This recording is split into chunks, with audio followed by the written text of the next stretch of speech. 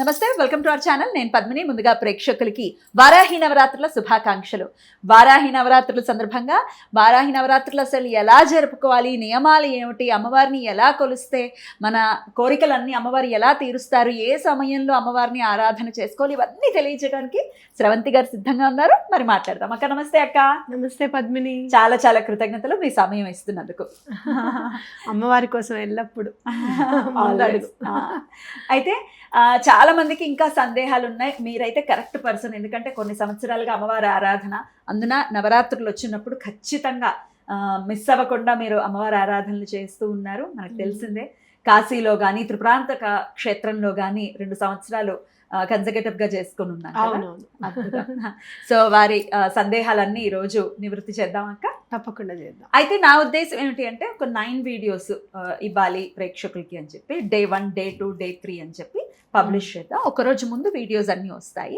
So ప్రతిరోజు కూడా ఈ వీడియో చూస్తే మీకు అర్థమైపోతుంది ఈ రోజు ఎలాగా. అలాగే ఈ నవరాత్రిలో కూడా 9 అవతారాలు ఉంటాయి కదా. 9 అవతారాలు మనం చక్కగా చేసుకోవచ్చు. ఆ 9 అవతారాలు ఏమిటి, ఏ రోజు ఏ అమ్మవారిని ఎలా పూజించుకోవాలి, అంటే ఏ నామంతో ఉంటారనేది మేడం చెప్తారు.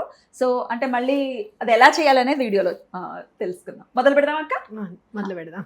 మరి మొదటి రోజు అమ్మవారిని ఏ నామంతో పిలుస్తారు, ఎలా అమ్మవారిని ఆరాధన చేసుకోవాలి, అలాగే ఏ నామాలని ఖచ్చితంగా చదువుకోవాలి, ఏ సమయంలో చెయ్యాలి, ఏ నివేదన పెట్టాలి, ఇవన్నీ ఒక్కసారి మీ ద్వారా అక్క. తప్పకుండా చెప్తాను. అమ్మవారి పూజ ఎప్పుడు కూడా మనం చంద్రోదయం అయిన తర్వాత, అంటే సాయంత్రం పూట ఒక కనీసం 6:30 తర్వాత మనం అన్నీ స్టార్ట్ చేసుకోవచ్చు. మీ దగ్గర ఎల్లప్పుడూ ఉండాల్సింది ఆవ నూనె, అలాగే ఎర్రటి పువ్వులు, అలాగే దుంపలు ఏమైనా బంగాళదుంప, అలాగే బీట్రూట్, అలాగే రాడిష్, ముల్లంగి, ఇట్లా దుంపలు ఏమన్నా ఉంటే కనుక ఒక 5 రకాలు పెట్టుకొని వాటి మధ్యలో దీపం పెట్టడం. చిలకడ దుంప, వాటి మధ్యలో దీపం పెట్టడం. పచ్చివే నివేదన పెట్టుకొని అవన్నీ నెమ్మదిగా ఆవుకి తినిపించవచ్చు, లేకపోతే ఎక్కడైనా రావి చెట్టు దగ్గర కూడా వేయచ్చు. ఆవుకి తినిపిస్తే చాలా మంచిది అనమాట. అలాగే కంద దీపం పెట్టాలి అనుకుంటే కనుక కందం తీసుకొని వచ్చి పైన కొంచెం తీసేసి అందులో పసుపు కుంకుమ మొత్తం రాసి చక్కగా ఆవ నూనె వేసి ఒత్తి వేసి దీపం పెట్టడం అనేది చాలా మంచిది. లాస్ట్ టైం ఒక అమ్మాయికి చేసుకుంటే కందలో మొత్తం ఇట్లా వారాహి అమ్మవారి షేప్ వచ్చేసింది కంద కూడా. మళ్ళీ ఆ అమ్మాయి మధ్యలో వెళ్ళి వస్త్రం అది తీసుకొచ్చి కట్టింది అనమాట ఆ కందకి. అమ్మవారు చాలా క్షిప్ర ప్రసాదిని, చాలా తొందరగా పలుకుతారు అని ఖచ్చితంగా చెప్పుకోవచ్చు. అయితే ఇప్పుడు మనం చేయాల్సింది ఏంటంటే ఫస్ట్ డే స్వప్న వారాహి కింద తీసుకుందాం. ఇక్కడ మనకి దైనందిన జీవితంలో అమ్మవారిని ఎలా పూజించాలి అనేది చూసుకొని నేను అమ్మవారి స్వరూపాలు తీసుకుంటున్నాను. యాక్చువల్గా ధూమ్ర వారాహి అని, లేదు అంటే కనుక శ్వేత వారాహి అని చెప్పి, కిరాత వారాహి అని చెప్పి అవన్నీ చెప్తున్నారు. కానీ నేనేం చేస్తాను అని అంటే అసలు అమ్మవారు లలిత అమ్మవారి నుంచే వచ్చారు కాబట్టి అమ్మవారి స్వరూపాలు ఎంత ఈజీగా ఉన్నాయి, దైనందిన జీవితంలో మనకి అమ్మ ఎలా మనకి అనుగ్రహిస్తారు అనే దాని మీద నేను తీసుకోవడం జరిగింది. దీనికి ప్రతి దానికి నా దగ్గర ఒక ఆలోచన అనేది ఉంది, ఖచ్చితంగా చెప్తాను మీకు. స్వప్న వారాహి కిందకి తీసుకుందాం. స్వప్న వారాహి అమ్మవారిని ఏంటి అంటే అమ్మవారు ఏదైనా ఉంటే గనక మనకి కలలో కనిపించి చెప్తారు, మనకి అభయం అందిస్తారు అనేది ఖచ్చితంగా నమ్మండి. నేను ఈయన గురించి ఫస్ట్ ఇంకా ఒంట్లో బాగుండడం అంటే బాగాలేదు అని అనుకున్నప్పుడు మళ్ళీ చాలా భయపడి అమ్మ నువ్వు ఏదైనా చెయ్యాలి, ఆయనను జాగ్రత్తగా చూసుకోవాలి ముందు అని చెప్పి నేను దండం పెట్టుకున్నప్పుడు, ఇలానే అందరూ ఉంటారు కదా మా ఇంట్లో పూజ రూమ్లో లేని వాళ్ళు ఎవరు లేరు, దేవాలయం, వాళ్ళందరికీ చెప్పాను మీరు ఎవరు నా కల్లో కనిపించి చెప్తారో ధైర్యం మీకే వదిలేస్తున్న చాయిస్, నాకు కలలో కనిపించి నాకు ధైర్యాన్ని చెప్పండి అని అన్నప్పుడు వారాహి అమ్మవారు కనిపించారు కలలో. ఎంత అంటే మధ్య దారిలో చౌరస్తాలో ఆవిడ ఇట్లా పెద్దగా ఉందట ఆవిడ విగ్రహం, నవ్వుతూ నన్ను అభయం ఇచ్చారు అమ్మవారు. చక్కగా నామం కూడా ఇప్పటికీ నాకు తెల్లటి నామము, ఇదంతా యూ ఏమో తెలుపు, మధ్యలో బొట్టేమో ఎర్ర నామం కనపడుతూ ఇచ్చారనమాట. అంటే అభయం అనేది అందించారు అనేది ఖచ్చితంగా చెప్పుకోవచ్చు. ఆ అభయం మరి ఈయనను రక్షించలేదా అనడానికి కాదు, ఆయన లాస్ట్ మినిట్ వరకు ఇబ్బంది పడకుండా ఆవిడ చూసుకున్నారు. లాస్ట్ మింగుడు పడలేదు. ఇంకొక 2 రోజుల్లో భయం అనిపించింది, మింగుడు ఎందుకు పడట్లేదు అని అమ్మవారికి దండం పెట్టుకుంటే ఆ రోజే మళ్ళీ వెంటనే 10 నిమిషాల్లో మింగుడు పడింది. వెంటనే మళ్ళీ ప్రోటీన్ వాటర్ శుభ్రంగా. ఫాస్ట్ గా అలా అమ్మవారు ఎప్పటికప్పుడు రక్షిస్తూనే వచ్చారు. కాబట్టి అలా స్వప్నంలో తెలియచేస్తారు అమ్మవారు. తప్పకుండా ఎటువంటి పరిస్థితుల్లోనూ అమ్మని నమ్మండి. అలాగే దీపం పెట్టుకునేటప్పుడు మీరు దీపం పెట్టేటప్పుడు మీ ఇష్టం, 11 దీపాలు పెట్టచ్చు, 5 దీపాలు పెట్టచ్చు. అమ్మవారికి 5 సంఖ్య అంటే చాలా ఇష్టం, 5 దీపాలు పెట్టుకోవచ్చు. అలాగే అమ్మని కొలిచేటప్పుడు 12 ద్వాదశ నామాలు, అలాగే వారాహి కవచం ఒకటి, వీలైతే గనక వారాహి సహస్రనామ స్తోత్రం గనక చదువుకుంటే చాలా మంచిది. ఇప్పటికీ కొన్ని చోట్ల నేను మల్లెపూలు చూస్తున్నాను.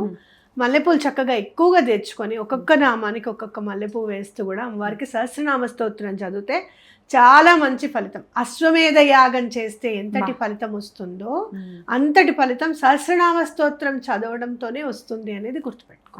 అద్భుతం. అయితే అది చదవలేని వాళ్ళు మరి అయితే ఆ ద్వాదశ నామాలు కవచం అనేది లాస్ట్ లో మీరు చదివి వినిపిద్దరు. కానీ అయితే ఇప్పుడు దసరా నవరాత్రుల్లో ఎలా అయితే రకరకాల అలంకరణలు ఇట్లా చేస్తూ ఉంటారు కదా, అవన్నీ అక్కర్లేదు కదా అక్క. ఇక్కడైతే అలంకరణ అంటే అమ్మవారికి ఎర్రటి పువ్వులు ఇష్టము, ధూపం ఇష్టం అమ్మవారికి. చక్కగా చక్కటి ధూపం తీసుకొచ్చి పెట్టుకోండి ఎవ్రీ డే.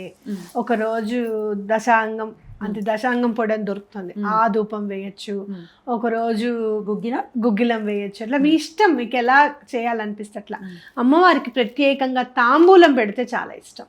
తాంబూలం పెడితే ఏంటి అంటే పిల్లలకి జ్ఞానం వస్తుంది అని గుర్తుపెట్టుకోవాలి, మనకు కూడా జ్ఞానం వస్తుంది అనేది గుర్తుపెట్టుకోవాలి. ఓకే. చాలా మంది అమ్మవారిని పూజించకూడదును లేకపోతే ఉగ్ర రూపం అని చెప్పి చాలా భయపడుతున్నారు. అలాంటివి ఏమీ పెట్టుకోవద్దు. కలసం పెట్టుకోవాలి అక్క ఖచ్చితంగా. ఇప్పుడు నేను ఇంట్లో చేసుకుందాం అనుకుంటున్నా, మరి కొంతమంది కలసం ఆనవాయితీ ఉంటుంది, ఉండదు, ఫస్ట్ టైం చేయాలి. ఆనవాయితీ లేనప్పుడు కలస స్థాపన జోలికి వెళ్ళకండి. ఓకే. అమ్మవారి చిత్రపటం పెట్టుకుంటే అమ్మవారు వచ్చి కూర్చున్నట్టే. మీకు ఒక రోజు పూజ అయిన వెంటనే రెండో రోజు అమ్మ దాంట్లో ఏదో ఒక మార్పు అనేది కనపడుతుంది. అంటే ఇది అప్పుడు లేదే అని అనుకుంటాం అనమాట మనం. అలా మార్పు అనేది ఉంటుంది. ఏదో ఒక రూపంలో మీకు ఫొటోస్ తీసుకుంటుంటే అదేంటి హారతి ఇచ్చేటప్పుడు లేదంటే దీపంలోనూ ఎక్కడో ఒకటి అమ్మవారి స్వరూపం మాత్రం ఖచ్చితంగా కనిపిస్తుంది. ఓకే, సరే. బెల్లం పానకం ఒకటి నైవేద్యం పెట్టుకోవాలి. మర్చిపోకూడనివి ఆవ నూనె, బెల్లం పానకం, ధూపము, అలాగే 5 ఒత్తులతో దీపము, అట్లాగే రూట్ వెజిటబుల్స్ ఉంటాయి కదా, క్యారెట్, ముల్లంగి, బంగాళదుంప, అలాగే బీట్రూట్, చిలకడ దుంప. ఉడకబెట్టిన చిలకడ దుంపలు గనక నివేదన పెడితే చాలా మంచిది. ఈ 9 రోజులు కూడా పెట్టుకోవచ్చు. 9 రోజులు అదే పెట్టుకోండి. ఇంకా అమ్మవారికి గుండ్రంగా ఉన్నవి ఏవైనా కూడా చాలా ఇష్టం అనమాట. ఈ 9 రోజులు కూడా లడ్డూలు చక్కగా, లడ్డు అనో లేకపోతే మనం బొంబాయి రవ్వ లడ్డు చేస్తాం కదా, అవను ఏదైనా గుండ్రంగా చేసి పెడితే అమ్మవారికి ఇష్టం. ఓకే. మరి ప్రతిరోజు తలస్నానాలు చేయాల్సి ఉంటుందా 9 రోజులు ఒకవేళ దీక్షలాగా చేసుకుంటే? లేదు, నేనైతే ఫస్ట్ రోజే తలస్నానం చేస్తాను. తర్వాత 2 రోజులు అయిన తర్వాత మనం బయటకి అక్కడికి వెళ్తూ ఉంటాం కదా, విధిగా చెప్పులు వేసుకోకుండా ఉంటే చాలా మంచిది. 9 రోజులు ఎండాకాలం కూడా లేదు కాబట్టి విధిగా చెప్పులు వేసుకోకుండా నడిస్తే గనక అమ్మవారు శీఘ్రంగా అనుగ్రహిస్తారు. అద్భుతం. స్వప్న వారాహిగా చేసుకునేటటువంటి మొదటి రోజు చూసుకున్నప్పుడు అమ్మ మాకు ఏదన్నా ఉంటే స్వప్నంలో నాకు కనిపించి నాకు చెప్పమ్మా, నన్ను అనుగ్రహిస్తే గనక నా కళ్ళలో కనిపించు తల్లి అని చెప్పి తప్పకుండా దండం పెట్టుకోండి. తప్పకుండా అమ్మవారు అనుగ్రహిస్తారు. ఓకే. మరి అయితే ద్వాదశ నామాలు అలాగే కవచం ఎలా చదువుకోవాలి ఒకసారి మీరు చదివి వినిపిస్తే, పోనీ మీరు వింటూ ఒకవేళ మాకు నాలుగు తిరగదండి, మాకు భయంగా ఉంది అంటే ఈ వీడియో ప్లే చేసుకుంటూ పుష్పాలని సమర్పించవచ్చు కదా? చేయొచ్చు. చదివి వినిపిస్తారా అక్క? తప్పకుండా వినిపిస్తా. ద్వాదశ నామాలు చదవనా ముందు? ఆ విఘ్నేశ్వరుడి పాదపద్మములకు నమస్కరిస్తూ మనం ఇప్పుడు వారాహి అమ్మవారి ద్వాదశ నామాలు చదువుకుందాం.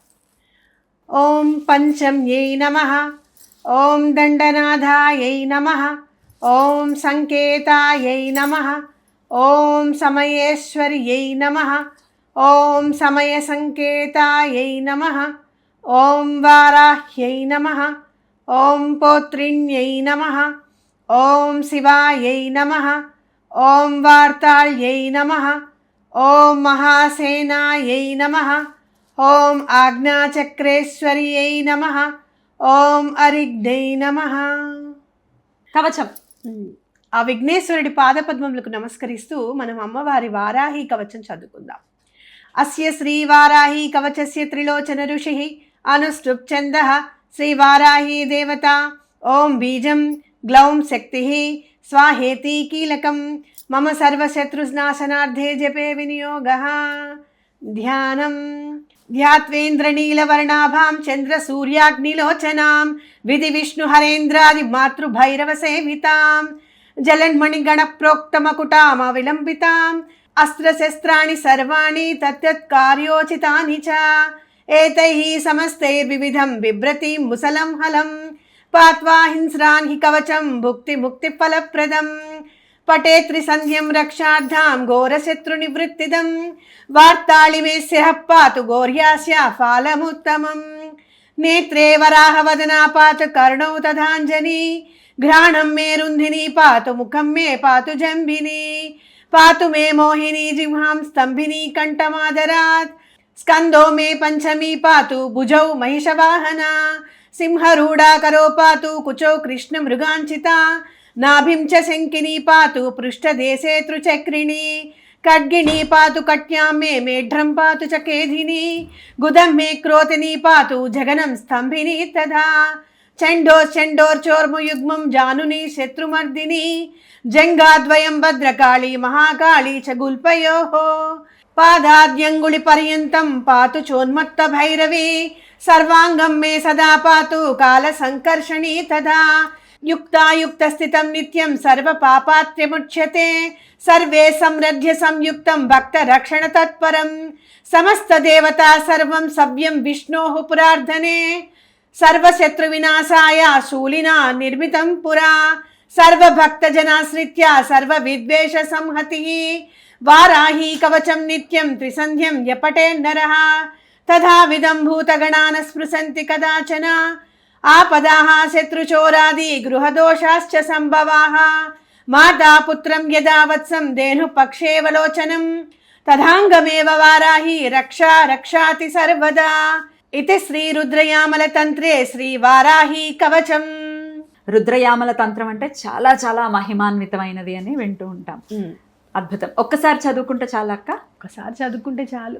అమ్మవారి కవచం ఏంటంటే అన్ని విధాలుగా అసలు పంచభూతాలని కాదు, లేదు అంటే గనక శత్రువులు బయట అంతఃశత్రువులు, మనలో ఉన్న అంతఃశత్రువులు ఎలా ఉంటారు చెప్పు, ఎవరు అవునా కాదా, అలాంటి వాళ్ళని కాదు, ఏదైనా కానీ శత్రు సంహారం అనేది అమ్మవారు చేస్తారు. మనని కూడా చాలా అంటే చాలా మౌల్డ్ చేస్తారు. ఒక రకంగా చెప్పాలి అని అంటే మనం కూడా అంటే అమ్మవారి చేతిలో మనం కూడా శిల్పంగా తయారవుతాం అనేది ఖచ్చితంగా చెప్పుకోవచ్చు. 9 రోజులు పూజ చేసుకునే వాళ్ళు బ్రహ్మచర్యం పాటించాలా? తప్పకుండా పాటించాలి.